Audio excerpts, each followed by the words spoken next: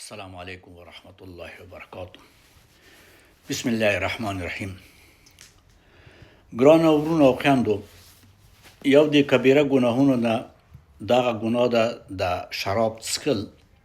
دا خو مونږ تاسې پوهېږو چې دا حرام دي، او الله پاک په قرآن عظیم الشان کې دې ته رجس من عمل شیطان، یعنی دا ډېر مردار شی ده.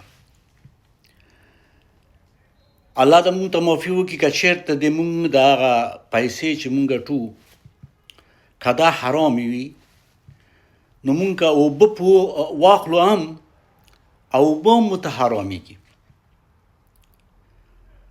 نو عزیزانو، باید کوشش وکړو چې حلال رزق پیدا کړو.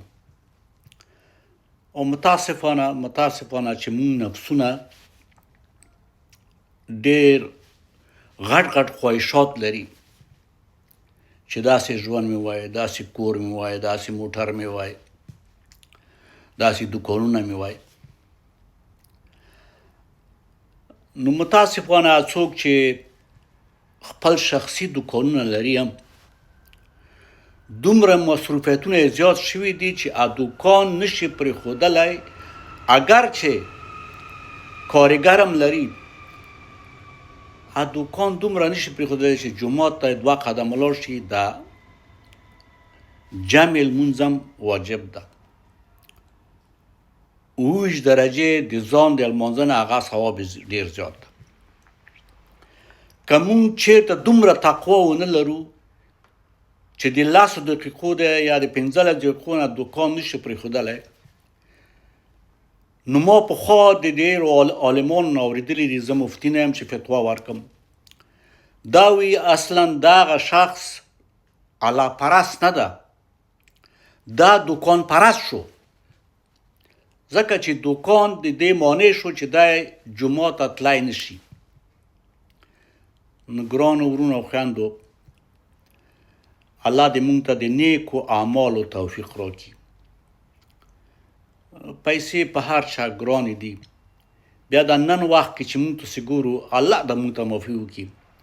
والله اعلم چې د مونږ پیسې حلالې وي.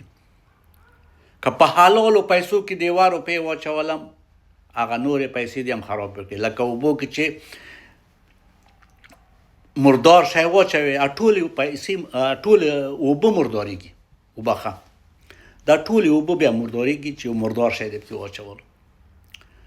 نو عزیزانو، بس الله ته پزاری کوو چې الله مونږ ته داسې مال راکړي، داسې رزق راکړي چې هغه حلال وي. کوشش وکړو چې د حلال رزق چشن شو. که چېرته یو فامیل وي، مثال زه یا بل ورور، هر څوک چې وي، نو دا مسؤلیت بیا مغه الله ته د محشر په ورځ لري. بیا د نه زوی، نه لور، نه خانمه، د هیڅوک بیا مسؤلیت نه لري چې مونږ خو تا ته نه وویلې چې ته مونږ ته حرام رزق ډېر که یا حرام رزق مونږ ته راکړه. اوس ته پوهېږې مسؤلیت د الله په نزد پوهېږي. نو الله د مونږ ته توفیق وکړي چې د حلال رزق په تلاش کې وو، پیدا یې کړو خپلو اولادونو ته، خپلو ماشومانو ته. نو الله مو خوشحال لره. د ټولو ورونو نه ما دا هیله ده، عاجزانه خواهش مې ده چې دا کلیپونه شیروئ، صدقه جاریه ده. څنګه چې الله پاک ته امید لرم چې ما ته اجر راکوي، تاسو ته هم اجر درکوي. خوشحاله اوسئ، نیکمرغه اوسئ. د خدای په امان.